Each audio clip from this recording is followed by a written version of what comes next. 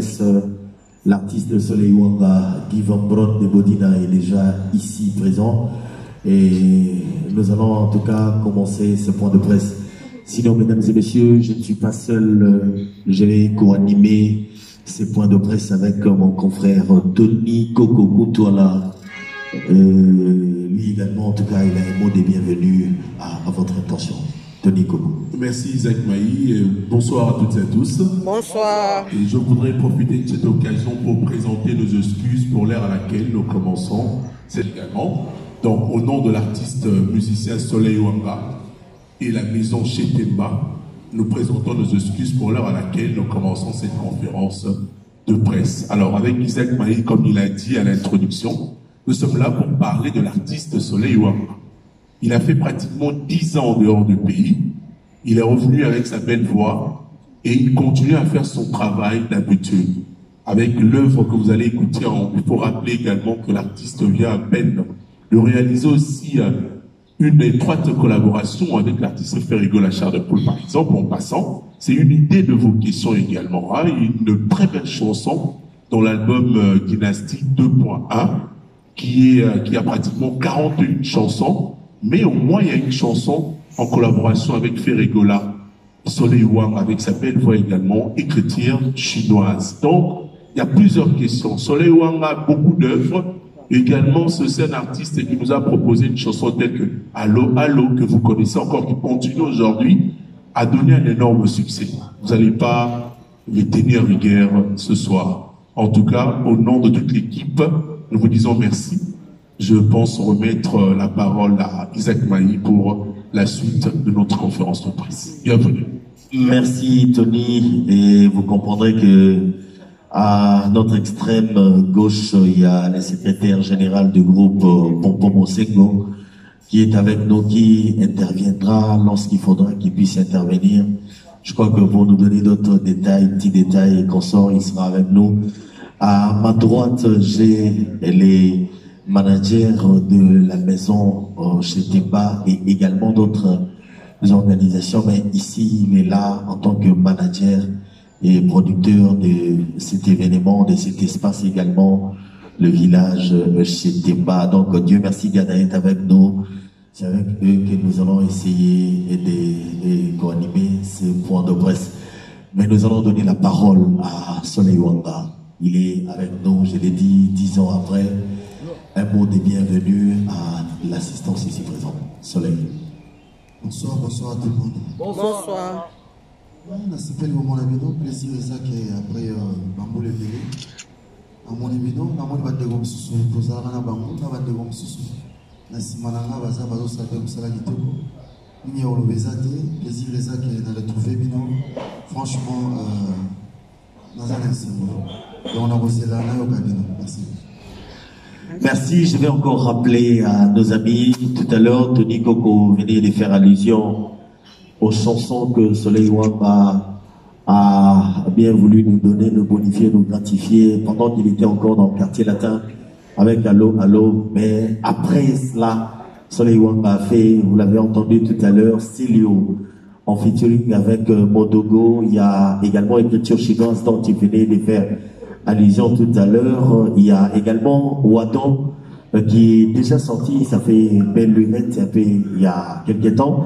Sucré qui est aussi déjà disponible, et le tout dernier c'est Où es-tu, et cette chanson qu'il a bien voulu immortaliser, et un grand mécène, c'est Maître Chris Cicéron Makuba Boufaya, qui également en tout cas de loin et de près avec nous.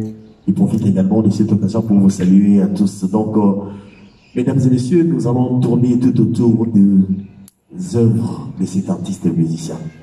Il en a, je l'ai cité tout à l'heure, ça fait déjà une panoplie qui permet à ce que nous puissions échanger, et j'aimerais marteler que les grands événements que nous attendons avec Soleil, c'est pour ce 31 décembre, ici même au village de Temba, il y aura un concert inédit. Imaginez 10 ans après que l'artiste soit parti en dehors du pays et qu'il nous revienne pour un concert. C'est tout le monde qui attend voir qu'est-ce que Soleil est devenu dans l'art, qu'est-ce que Soleil va nous donner encore une fois de plus. Sinon, Merci beaucoup. Vous le savez, je l'ai dit toujours, un point de presse est caractérisé par une discipline. Lorsqu'on est discipliné, on travaille très bien et puis on va vraiment en tout cas faire de ce que nous faisons professionnel et ça sera une bonne chose. Merci de votre assistance. On va commencer. C'est jeune. On y va, ouais. Mesdames et messieurs de la presse, au nom de mon président Soleil Wanga, au nom de notre secrétaire général Jean-Simon Nadio, au nom de notre administrateur Diego Wanga, en mon nom propre, secrétaire adjoint, je vous salue. Merci. Je voudrais juste vous rappeler une chose. Je sais que vous êtes professionnel et je félicite, j'encourage, je loue votre professionnalisme. Sauf que notre artiste Soleil Wanga a une ligne de conduite. Vous, de la presse, chaque presse a sa ligne éditoriale.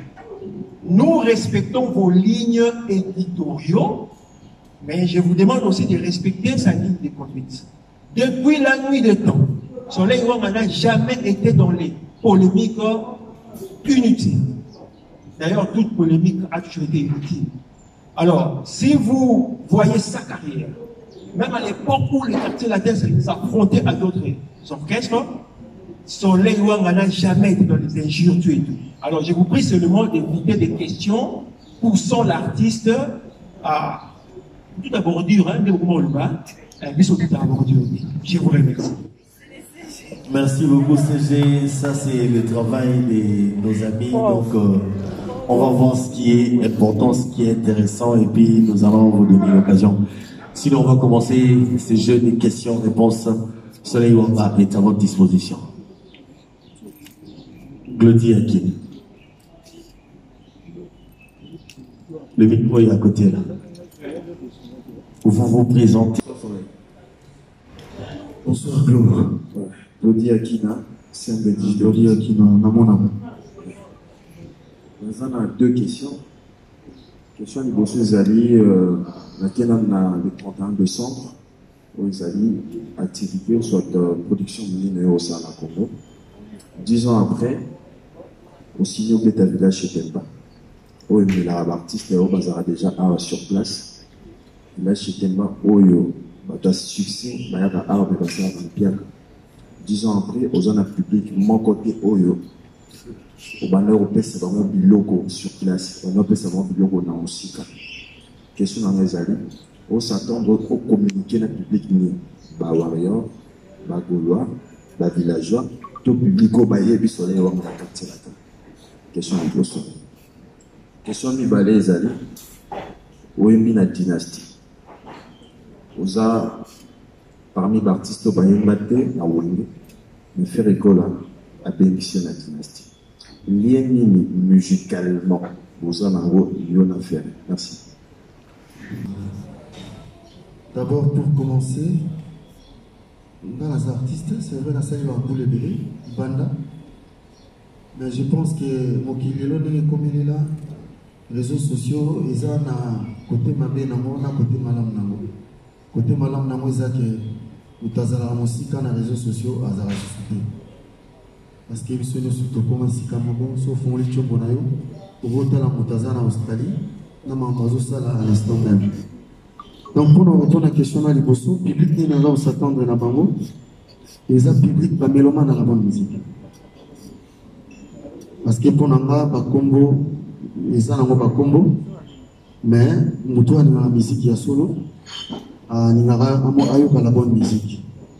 Et puis, bateau baoya na soirée le 31 ezaka ba kombo yo tangite ba public wana soleil vont les artistes yo yebinga etela yebinga elo ekabola ibsuza à distance physique mais justement raison pour laquelle naza wapo to songela yana biso donc ba curieux pe ba bozala je t'informe je pense que ba bozala déçu. On a des questions dans les bossos. Donc, on a autant de là-bas. Comme il y a des fanatiques, des fanatique, on a beaucoup de musique. Et puis, ça va chaud na bango, mato il logo là ils ont na clété na cadenati, là où la musique ils sont surtout ça la bonne musique. Et je pense que au baboyate va regretter. Voilà, voilà la première question. Deuxième question, dynastie musicalement liée tout ça.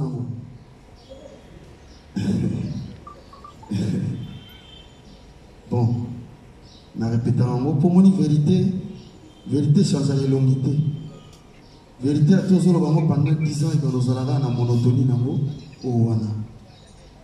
Chez Dazali, très très bon chanteur, Yamboka.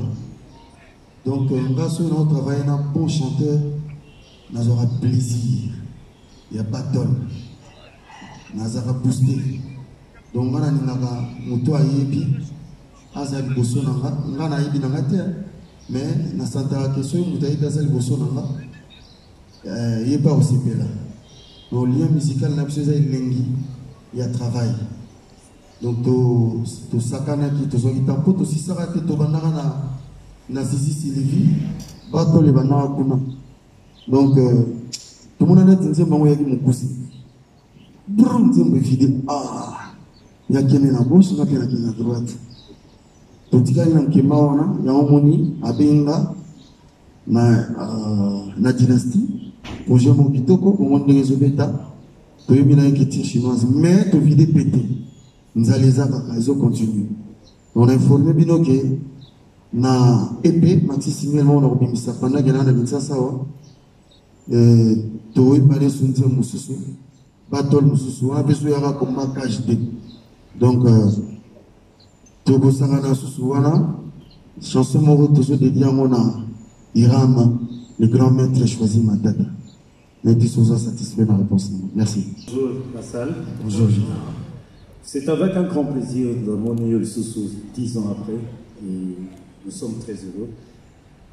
Au tournant la mise à Moulaïté, les Alarami Bala Mikoussé, Roi Soleil, Tolanda, Nagasitanto Vanegi. Norlandi, vocal, sala, le quartier latin, Norlandi, puis bandilo, etc. Et puis, on a senti l'artiste. Totali, acoustique au salarié pendant le confinement, on voit l'artiste. Félicitations pour nous. Merci. Mexico, les 31 décembre, autour l'Obéla, tourne à Balbuchon, il y a dimanche. Est-ce qu'on va retrouver ces soleils Wama d'antan? Oui, 10 ans, oui. Mais est-ce que autres avons vivre sensation on a? Est-ce qu'on va retrouver les 31 décembre Nachetemba? Et puis, deuxième question. D'après ma rumeur, comme on dit, la rumeur est une partie de l'information. Dynastie Moutezonissio, il y a un peu de poso qui t'a. Au bêta le 31 décembre, merci. Merci. Le roi que vous avez connu, il est là devant vous. Mais pour nous répondre à la question, non, on a poussé avec beaucoup de maturité. Maturité n'a chant, maturité n'a comportement. J'ignore aux autres, bien, bien. On a eu autre temps, autre merci. La question dans l'Ibosso. Pour retrouver le soleil, on est choqué.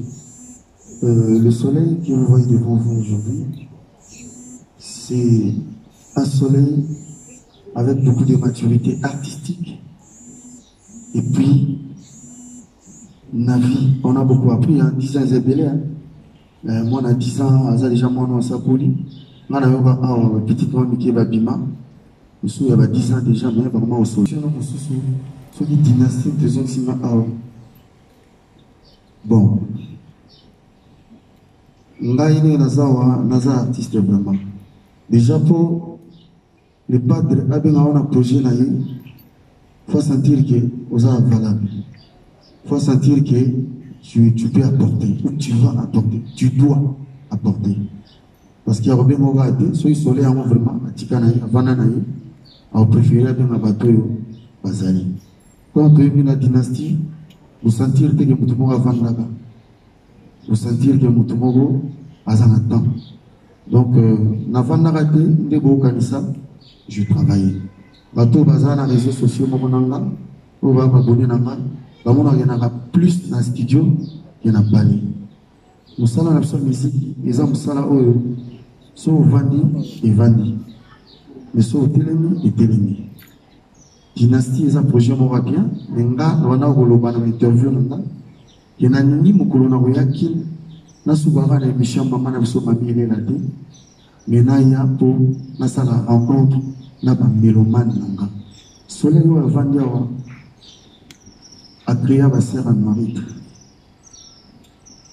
oyebi à l'époque tozobeta na baorchestre na biso na baquartier latin na bawenge na nini mutu moko kaka mutu eza mwa rappel mutu moko kaka mutu azalaka na bafanatique na apesaka bango bakombo kala ezalaka barocherete baka badansie eza papa rochero kofiaki na bakofifi na bakofiyete bakofifili na bakofiyete mais na biso bachanteur mutu azalaka na bafanatique oyo apesaka bango bakombo ezalaka kaka nga fo na rappele bino na biso tu bamisien tu boyebi lelo ya génération nanga personne azalaka na bafanatique na ye apesa bango bakombo nga bafanatique na bango balobenga bango basera norite e baozala wa le 31 merci oya vraiment le 31 oya mpena ebele parce que basurprise ezali nabombeli bino biloko ebele et puis surprise etikalaka surprise boya le 31. Merci beaucoup, toujours Stella. Ton sentier. Na compte S-Media télévision. Soleil Wanga, artiste na mboka na biso, d'abord ceux qui te le disent, to pesa yo balojte, nanzamba osepela na biso te, d'abord félicitations, parce que toyebi poto, ezali mboka oyo artiste musicien soki akei asi aumili azuma mikolo, okomona air mo baloba otekundaka kino.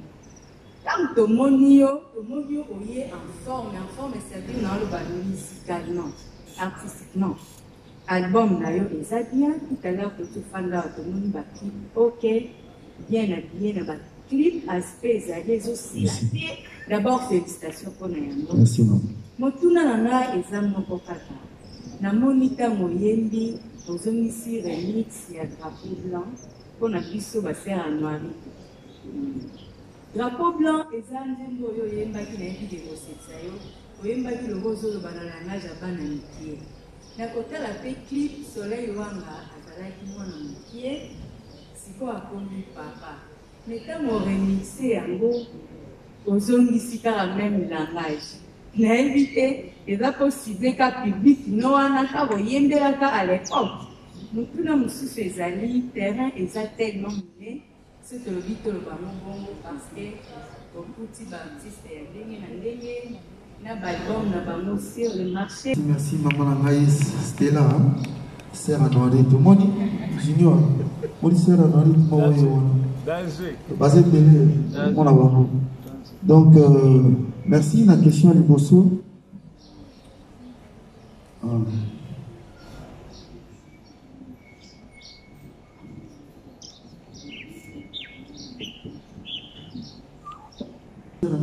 a vraiment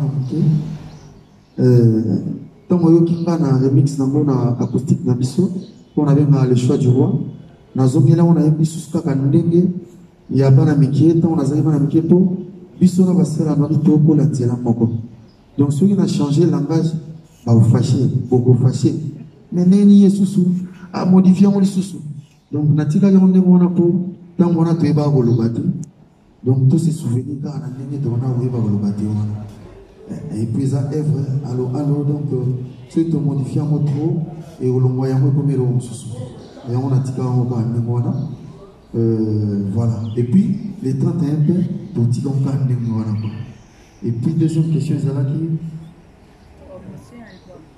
ah d'accord oyo qui on a ba bloco qui wadon sélio sucre na Cicéron ou est-il ici et ça ba single moko tiré na kati album na biso Reborn donc titre album tozo préparé Reborn tozo sera moi ba single mais ça tiré na kati album Reborn ils en anglais ils ont le tozo ba Renaissance on a le tout est à refaire donc na kati titre wana Donc, oui, l'album est remis en 2025, Inch'Allah.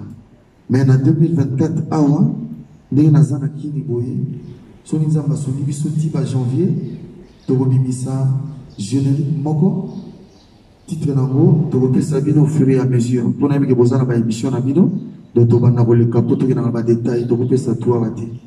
Et puis, tu as préparé EP, tu as un maxi single. On a pu remis marani na kini boye, na kati wana tu as quelques chansons, où moko tu as la présence de tout malaba. Na Siki Mwanza et puis mon compte il a choisi ma tête on a aussi notre ça en affaire et puis il a deux bilans au Moko il y a moi genre titre dans mon européen ça m'a fait de communiquer en gros tant que pour après pour la communiquer en gros donc voilà la réponse n'a été celui n'a répondu bien. Merci, tu continues dans la série à ma sœur Dorette toujours à Maman Liboso. Par exemple, dans la banderole de Nzela, et vous s'engagerez à votre candidat. Vous avez vu aujourd'hui la ville est comment propre. Donc, à partir de demain, vous allez voir maintenant certaines affichages dans la ville. Mais sur le plan digital, déjà là, on va travailler avec plusieurs pages. Vous allez voir une beauté, je pense que les autres aussi. Vous allez voir comment est-ce que nous allons communiquer et nous allons aussi faire un marketing de porte à porte. Donc, voilà un peu pour éclaircir souvent un ligne de la rabat. Merci beaucoup. Merci, Soleil Wanga, question d'ailleurs. C'est Léo en featuring avec Modogo et puis écriture chinoise. On a fait rigoler là, apparemment, au Québec, côté à Latino, plutôt que à Taliban d'abord. Merci, Maman Nana. Oui. Non, pas du tout. Critère Nama Liboso, c'est un bon, c'est un meilleur. On a critère Nama Liboso, même que ma meilleure va s'épeler. Nano na sali banzembe pays pour na binga ba meilleur nyoso na dimaka. Mais au Bosani na nzembo na imba wa don fumu na pese mbote paza. Kuna na imba kina via na Maluciana de Mingogo. Yaza mwana molokai mwana viva. Un grand que je salue, ya Luciana. Na benga kika na wadona na benga ki Serge Mabiala. Donc aza mwana wenge, Mabialo na pese mbote paza. Et puis na benga petit na ngaba zembe. Il a Zaki chanteur il vient de se placer pour là. Et puis ceux qui ont le nasi le naimina Modogo quand même Modogo Abiarimana. Donc il y a Balobaya Zambé Yazo. Donc Nazara trop sensible na voix Modogo, a trop faible pour na voix naïe.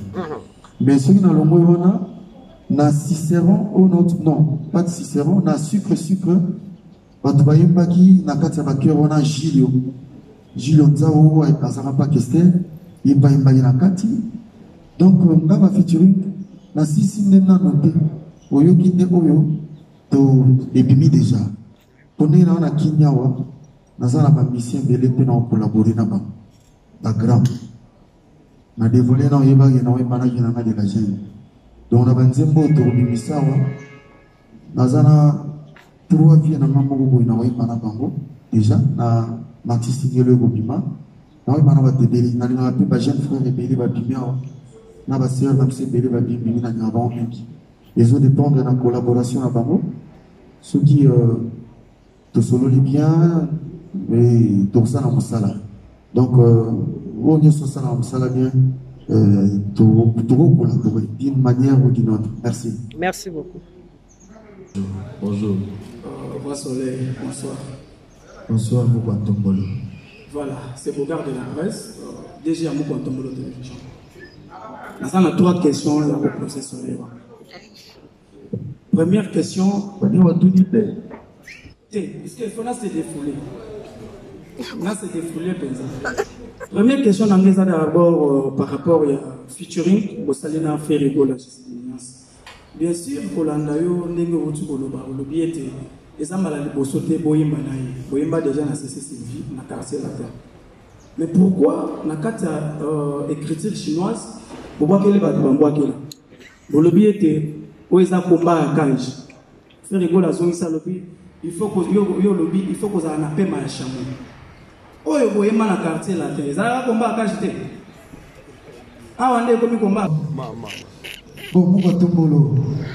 soki bolanda nga mingi bomona ke nga na prétentieux te naza moto na oloba makambo na kosala mais oyo nalobi te oloba teke na kosala ngo te bato nyonso tu oyo babeti na stade baza na maboko mibale makolo mibale misu mibale basalaka mosala moko na ngai juste ke bazelaki temps na bango ekoka mpo babeta na stade omoni kobeta na stade eza lokola moto aza na nzala soki na nazwi eloko aolia te aolala te akono se déranger trop mais ntango azwi eloko aolia aopasie na autre chose nga na kobeta na stade te soki basengi nga te soki basengi nga beta na stade na kosorganize en sorte que année oyo nga na komona ke nakomi prêt pour stade wana eza te facilité nakoya oloba te na lolendo ngileke nga nde